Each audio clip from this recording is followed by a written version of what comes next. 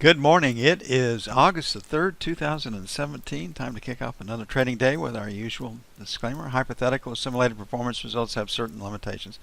Unlike an actual performance record, simulated results do not represent actual trading. Also, since the trades have not been executed, results may have under or overcompensated for the impact, if any, of certain market factors such as lack of liquidity.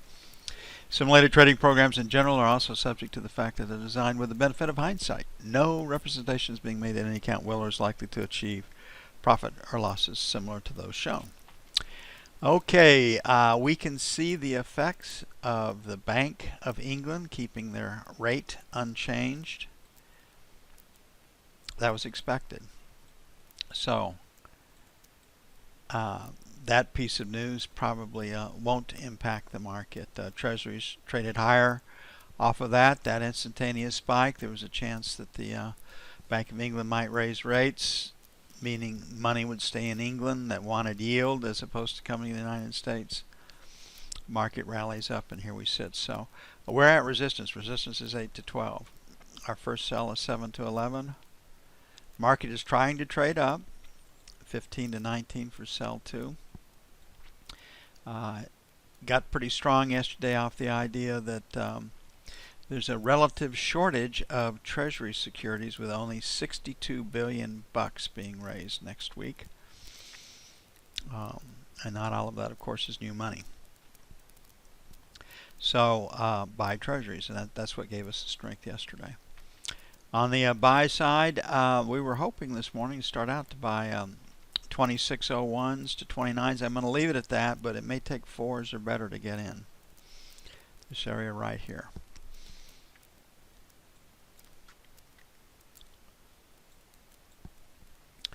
We have news that normally could move the markets. It probably won't today because of tomorrow's non-farm payroll. Hopefully we'll get a little volatility spike. Jobless claims, no one pays attention to that anymore. 244, that's the default number. PMI services, 54.2. Factory orders, plus 2.7. ISM services, 56.9, and nat gas plus 23 BCF.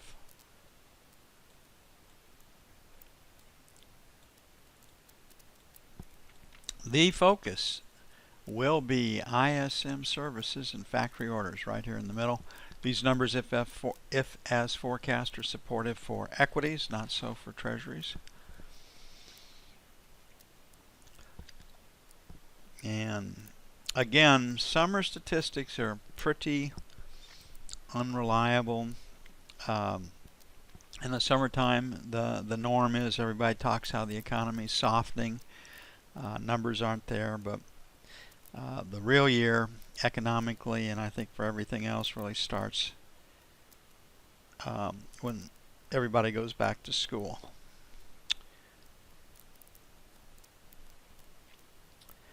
And right now, I think all the money has been placed, all the money's been put into the economy that was going to be put in the economy. Now we need some progress legislatively.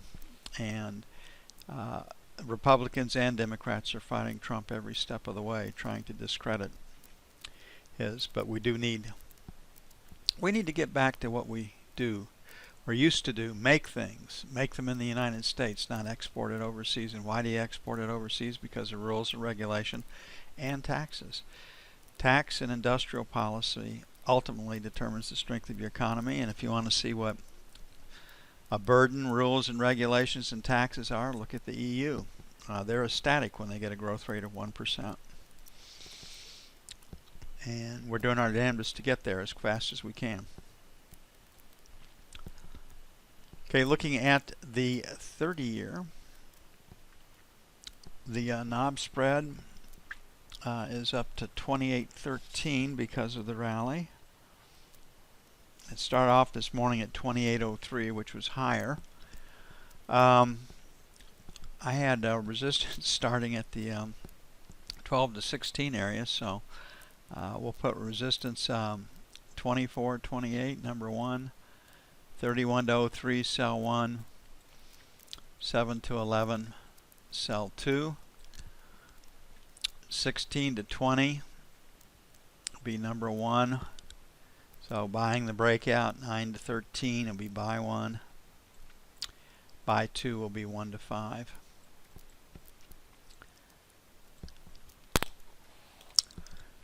All that work I did before the Bank of England announced unchanged, which was expected.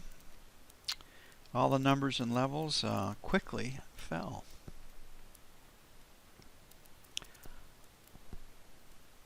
And that's why in trading you have to adjust while on the run.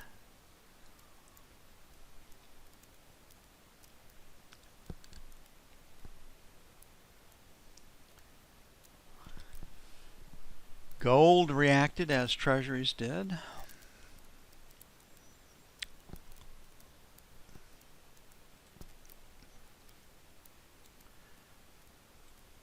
Not as strong as reactions we had in treasuries, so we're back to our 75, 77, so we'll make 74, 76, sell 1. 79, 81, sell 2. 65, 67, buy 1. 60, 62, buy 2.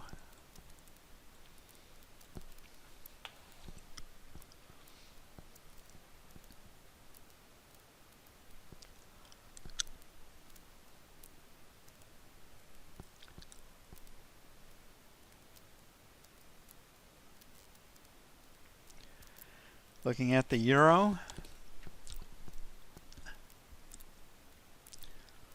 Now, bear in mind, the Bank of England was not expected to raise interest rates today. They were going to look and see how hawkish the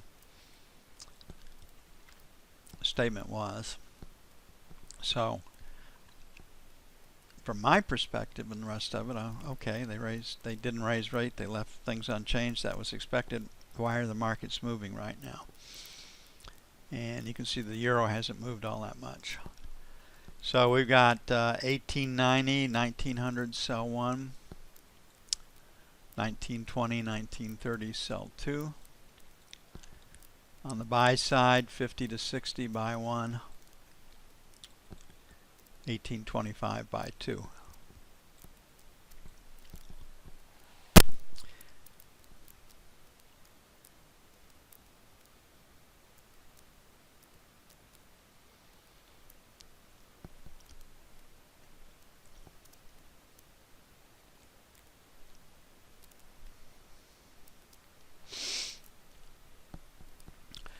Crude oil. Saw where Saudi Arabia is being outflanked by Iran in Yemen. Iran really follows the Russian-Chinese blueprint of getting proxies to fight your battles with your enemies for you. We see that all over the Middle East. And next to Russia, Iran has to be one of the biggest disruptors on the world stage, and they've been doing it since 1979. So those are the bad boys that cause, when you go back and look at the root of the problem, where it started, usually it's Russia or Iran of late, especially depending on where you are in the world. Okay, stops above 50, so 50, 50 and a quarter, sell 1 for crude. May take a 75 to get in, but right now everything is pointed higher, so we'll play for stops above 50, then 50, 50, 50, 75. Sell 2. On the buy side, 49, 49 and a quarter, buy 1. And then 48.50, 48.75, buy 2.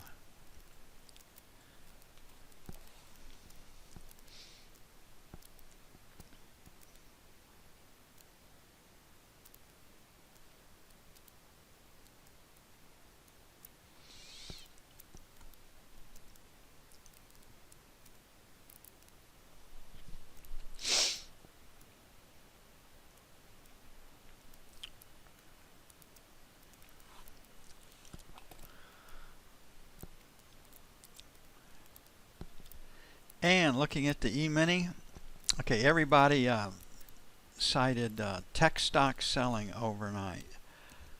is the reason for the softness in equities around the globe. Well, Apple is the reason the Dow went over 22,000. That happens to be a tech stock. What happens when a market rallies and gets to a trading target, an especially round number like 22,000? It usually pauses, right? And in that pause, shares change hands. The trading community, short-term swing traders, short-term investors, people that have been in those tech stocks or Apple or whatever stock it happens to be, profits will be taken. So profit taking leads to consolidation. They're looking for where support is, and I think that's what we're getting after. So when I come out in the financial press and, hey, selling and technical issues took the market slower around the globe overnight, I mean, it's kind of like, well, duh. And again, it shows you either a very, very sophisticated take on the market where they're putting out plausible disinformation or stupidity, and based on what I know about most reporters and the rest of it, they're parrots, and I would go for the stupidity deal. They just don't understand how markets really work. So don't be surprised if the market pauses, or the Dow pauses at 22,000 for a bit. I mean, it hit a major milestone, and pause is what you'd expect. How does that spill into the E-mini and the other indices? Well, the Dow leads. ES and the rest follow. So 2,500, which was Goldman's target for the third quarter for the E-mini, is still viable, still within reach. We're having a very difficult time staying below 2465. We're not going back and retesting the breakouts. Breakout came from 61. There's your low right there. It left a gap from the breakout. So structurally and technically, everything is still pointed higher. It is okay to sell failure to take out and hold 75. So sell 1, 75 to 76. Sell 2, 79 to 81. This morning's news, if as forecast, would be supportive for indexes. 65, 68 buy 1. 60, 62 buy 2. So we have jobless claims, 244. PMI services, 54.2. Factory orders, plus 2.7. ISM services, 56.9. Focus, factory orders, ISM services. I still like the long side. I think the trade is still to find a place to get long and hold on to it for a test of 2,500 for us in the room. That means owning 2,500 calls.